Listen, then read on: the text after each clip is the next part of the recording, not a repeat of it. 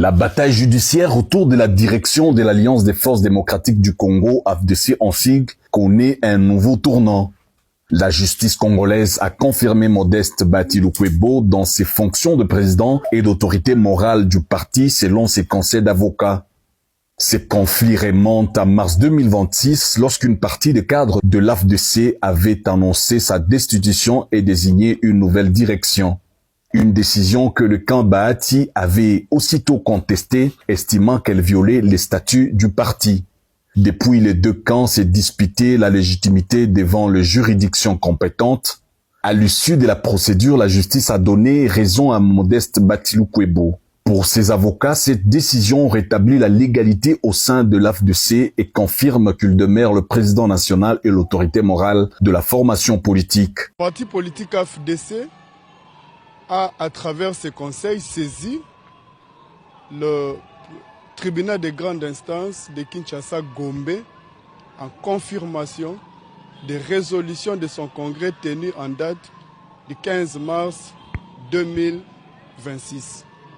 Au cours de ce congrès, le professeur sénateur Modeste Batilukwebo a été élu à l'unanimité pour un nouveau mandat de 5 ans, président national et autorité morale de l'AFDC.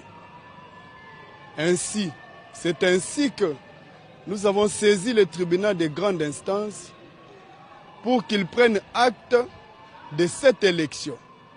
Le tribunal a rendu sa décision, laquelle décision a acquis la force des choses jugées. Nous avons même un certificat de non-appel parce qu'il n'y a aucune voie de recours qui a été exercée contre la dite décision.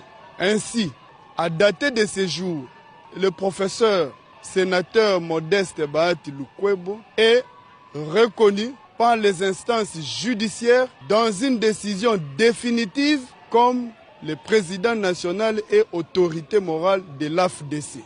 Une décision qui pourrait marquer la fin de plusieurs mois de crise interne, même si elle n'exclut pas d'éventuels recours de la partie adverse.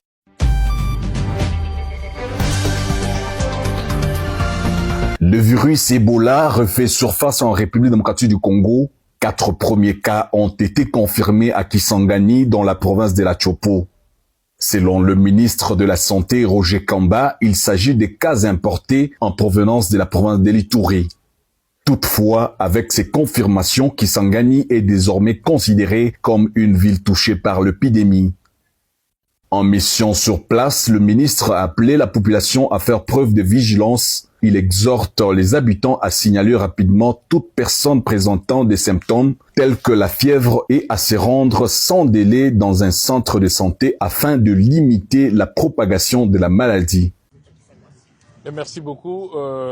Nous sommes effectivement à Kisangani avec le gouverneur, mais aussi avec toute l'équipe, du secteur de la santé, en commençant par le secrétaire général de la santé, l'inspecteur général de la santé, l'incident manager.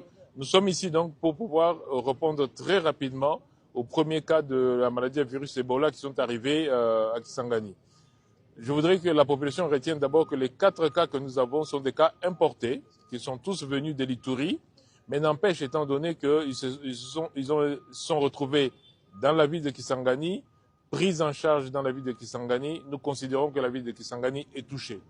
Et donc, autant ce sont des cas importés, autant la surveillance de tous les contacts qui ont pu rencontrer ces cas doivent être suivis. C'est pour cela que nous sommes ici, pour monter toute la riposte, avec tous les différents piliers de la riposte, de telle sorte qu'on puisse rapidement contrôler la situation.